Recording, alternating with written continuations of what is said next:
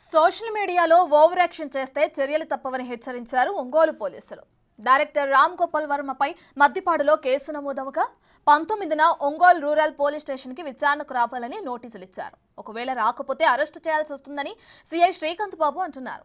ఇంకా ఏమన్నారో మా ప్రతినిధి జయరామ్ అందిస్తారు. ప్రముఖ సినీ దర్శకుడు ఆర్జీవీపై ఇటీవల ప్రకాశం జిల్లా మద్దిపాడు పోలీస్ స్టేషన్లో ఎఫ్ఐఆర్ నమోదైంది. ఆ కేసు సంబంధించి ఆఫీసర్గా ఒంగోలు రూరల్ సిఐ గారు శ్రీకాంత్ బాబు గారు మనతో ఉన్నారు. ఒకసారి ఆ కేసు గురించి ఏం చెప్తున్నారు కూడా ఒకసారి మాట్లాడదాం. సార్, ఆర్జీవీ మీద నమోదు కేసు ఏంటి? మనకి ఈ నెల 10వ తారీఖున మద్దిపాడు పోలీస్ స్టేషన్లో అక్కడ మండల తెలుగుదేశం ప్రధాన కార్యదర్శి ఇచ్చినటువంటి రిపోర్ట్ మేరకు మనం ఎఫ్ఐఆర్ కట్టడం అనేది జరిగింది.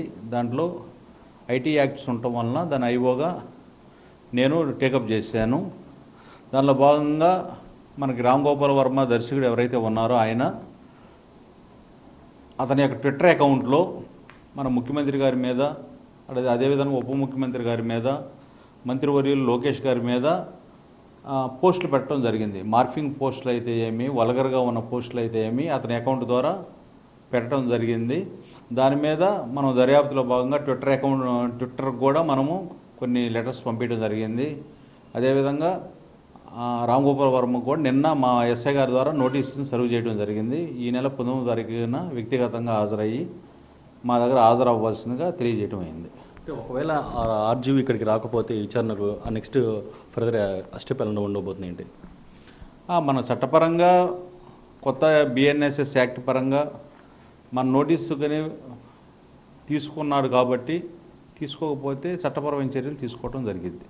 అంటే ఒకవేళ ఇది హైకోర్టు ఆశ్రయించే ముందస్తు బెయిల్ పొందే అవకాశం ఉంటుంది కూడా సార్?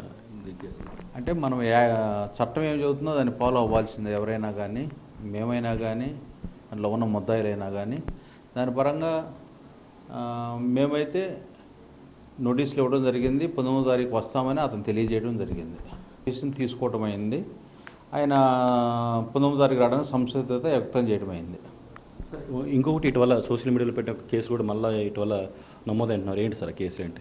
మనకి ఇక్కడ సంతనోలపాడు పోలీస్ స్టేషన్లో ఆ లోకల్ జనసేన నాయకుడు ఇచ్చినటువంటి రిపోర్ట్ మేరకు మనకి మాదిరెడ్డి ప్రవీణ్ కుమార్ రెడ్డి అనేసి అన్నమయ్య జిల్లా అతను పవన్ కళ్యాణ్ గారి మీద